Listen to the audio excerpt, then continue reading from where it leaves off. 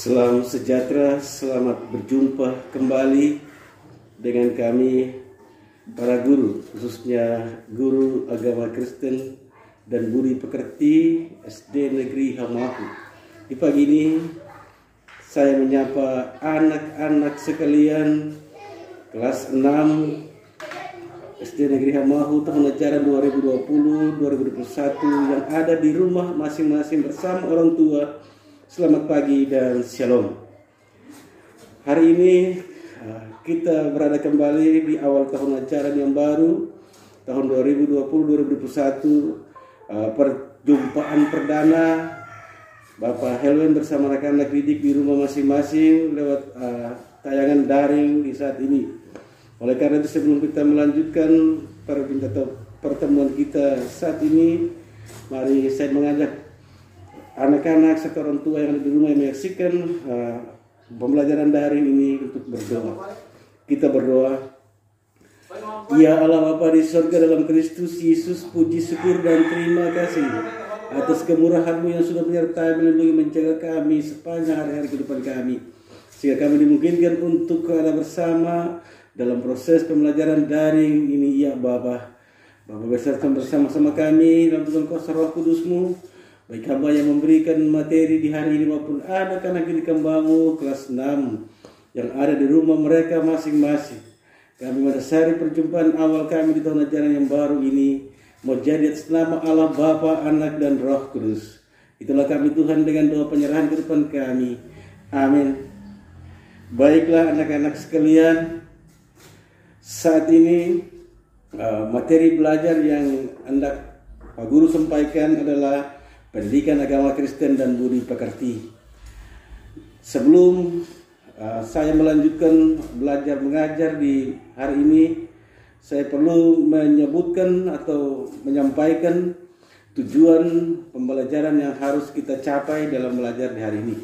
Ada dua saja tujuan pembelajaran.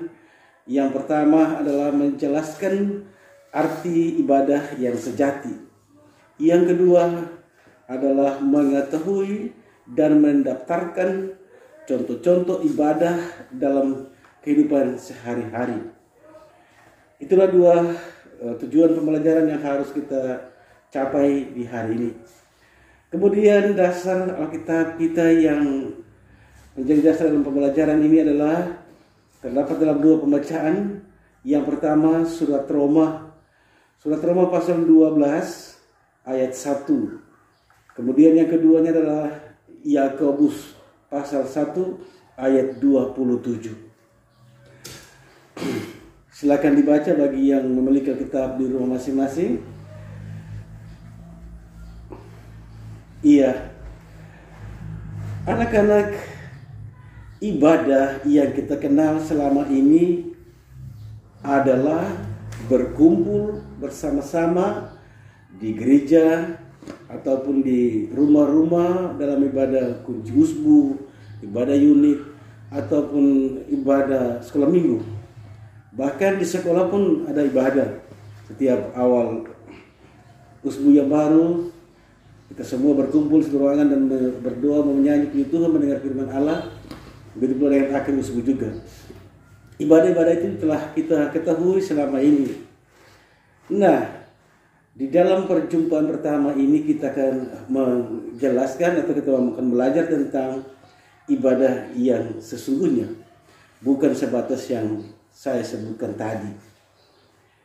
Ibadah dalam pengertian surat Roma, surat kirim Rasul Paulus kepada jemaat di Roma 12 ayat 1 disebutkan di sana bahwa kita disuruh untuk mempersembahkan tubuh sebagai persembahan yang hidup dan yang berkenan kepada Allah. Itu bukan berarti bahwa tubuh kita akan dibakar seperti yang terjadi pada zaman perjanjian lama oleh para nabi atau raja-raja Israel pada masa itu. Pada masa perjanjian lama itu mereka selalu mempersembahkan korban kepada Tuhan Allah, yaitu hewan kurban yang dipersembahkan. Berbeda dengan apa yang dimaksudkan dengan Rasul Paulus dalam suratnya kepada jemaat di Roma ini. Kita disuruh mempersembahkan tubuh kepada Allah. Bukan berarti demikian, melainkan segala anggota tubuh kita ini kita menggunakannya untuk perbuatan-perbuatan yang baik. Mata, mulut, hidung, pikiran kita, tangan dan kaki kita gunakan untuk perbuatan-perbuatan yang baik. Dan yang lebih jelasnya lagi dijelaskan oleh surat Yakobus. Di dalam surat Yakobus itu hanya ada dua tindakan nyata yang disuruh untuk kita sebagai orang Kristen melakukannya. Disebutkan di sana bahwa ibadah yang murni, yang tak bercacat celah di hadapan Allah, yaitu mengunjungi yatim piatu dan para janda. Yatim piatu dan para janda itu adalah contoh dari sesama manusia yang menderita, sesama manusia yang hendak membutuhkan pertolongan kita sebagai orang Kristen atau sesama yang lain yang berkecukupan untuk membantu mereka. Karena itu apa yang disampaikan oleh Rasul Paulus dijelaskan secara nampak atau nyata dalam surat Yakobus pasal 12 ayat 1 itu. Jadi ibadah itu bukan sekedar kita berkumpul dalam ibadah-ibadah yang selama ini terjadi, tetapi ibadah itu adalah melakukan apa yang diperintahkan Tuhan untuk kita lakukan. Oleh karena itu, ibadah-ibadah yang tadi saya sebutkan di awal perjumpaan ini itu merupakan persekutuan yang disebut gereja. Sebab gereja adalah persekutuan orang-orang percaya. Gereja itu bukan menaranya, gereja itu bukan menara lonceng ataupun bangunan tempat ibadah itu. Tapi gereja itu adalah orang-orang yang berkumpul tadi, yang Pak Guru bilang itu. Jadi ketika hari Minggu kita ke gereja, itu orang-orang percaya semua kumpul. Kemudian di rumah-rumah, dalam ibadah akhir usbu unit, dan juga ibadah sekolah minggu, ataupun di sekolah dari awal usbu dan akhir usbu. Itulah disebut gereja, karena kata gereja berarti persekutuan orang-orang percaya. Kita berkumpul untuk memuliakan Tuhan dalam perjumpaan itu. Kita mendengar firman Allah yang disampaikan oleh pendeta atau oleh bapak majelis jemaat. Kemudian setelah selesai ibadah dan dalam pertemuan itu, kita kembali ke rumah masing-masing dan melakukan apa yang telah kita dengar dari para pendeta atau majelis jemaat yang sudah membacakan firman Tuhan dan mengkhotbahkannya kepada kita.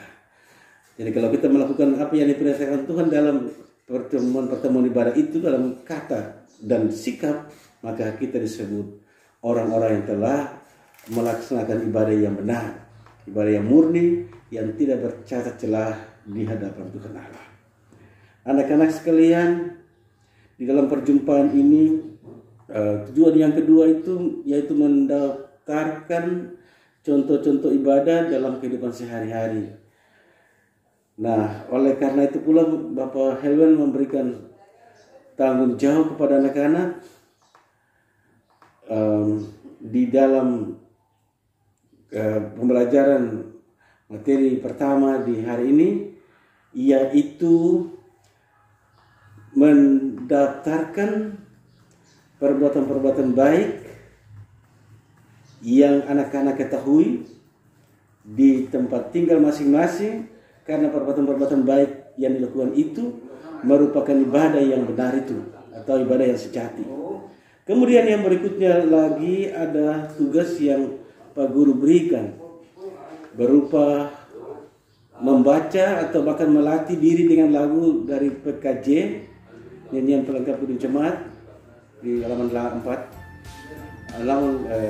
Nyanyian PKJ itu nomor 264, yang mengkisahkan tentang ibadah yang benar. Ibadah yang benar dalam kata dan dalam sikap atau perbuatan. Karena itu Pak Helwen memberikan tugas ini kepada anak-anak sekalian. Nanti anak-anak melatih diri dengan lagu pelengkap hidup jemaat 264, kemudian membacanya sekali lagi dan menulis kata-kata mana yang punya hubungan dengan perbuatan-perbuatan baik itu bagi sesama. Karena kata-kata yang mempunyai tujuan dengan perbuatan baik kepada sesama itu merupakan ibadah yang benar, ibadah yang murni, yang tidak bercacat celah di hadapan Allah. Anak-anakku yang dikasih Tuhan, demikian maka setelah anak-anak menulisnya, anak-anak juga diharapkan untuk mulai sekarang harus melakukan perbuatan-perbuatan baik, menggunakan anggota tubuh kita, tangan, mulut, kaki, dan sebagainya untuk melakukan hal-hal yang dikehendaki oleh Tuhan Allah. Jangan kita gunakan anggota tubuh kita ini untuk hal-hal yang jahat, mencuri misalnya, atau melakukan perbuatan yang tidak disukai oleh sesama. Demikianlah perjumpaan Pak Helwen bersama anak-anak didik di pertemuan perdana hari ini, dan masih akan berlanjut dengan materi-materi yang berikutnya. Saya berharap melalui perjumpaan daring ini anak-anak mampu untuk bisa mempraktekkan apa yang Pak Helwen sudah nyatakan dalam pembelajaran ini. Teristimewa melakukan apa yang disuruh Tuhan kita lakukan atau anak-anak lakukan juga, yaitu Roma 12 ayat 1 dan Yakobus 1 ayat 26.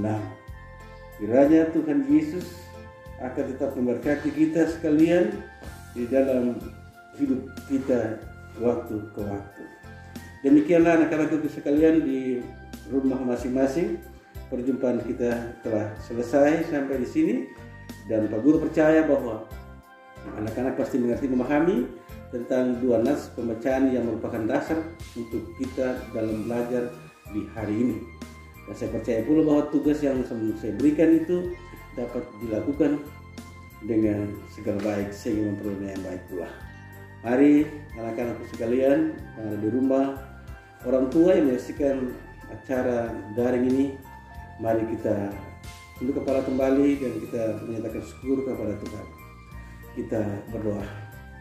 Ya Allah dalam Yesus, puji syukur dan terima kasih Tuhan atas terlaksananya pembelajaran tatap muka secara daring antara hamba-Mu bersama-sama dengan anak didik kelas 6 SD Negeri I Hambahu tahun ajaran 2020-2021. Biarlah Tuhan memberkati segala penjelasan hamba-Mu kepada mereka dalam tuntunan Roh-Mu yang kudus itu, supaya mereka terus mengerti, memahami tentang Engkau Tuhan Allah dan apa yang diperintahkan oleh Tuhan kepada kami harus kami lakukan dalam kata dan sikap serta perbuatan nyata kami setiap hari. Kepada Bapak Operator yang setia untuk melakukan proses daring, diberkatilah Bapak Operator SD Negeri Hambahu ini. Biarlah hikmat Roh Kudus-Mu ada pada beliau, supaya dengan hikmat yang ia miliki, ia terus dipakai Tuhan secara dahsyat untuk kemuliaan nama Tuhan dan bagi sesama dalam seluruh proses yang berjalan di Sekolah Dasar Negeri I Hambahu ini.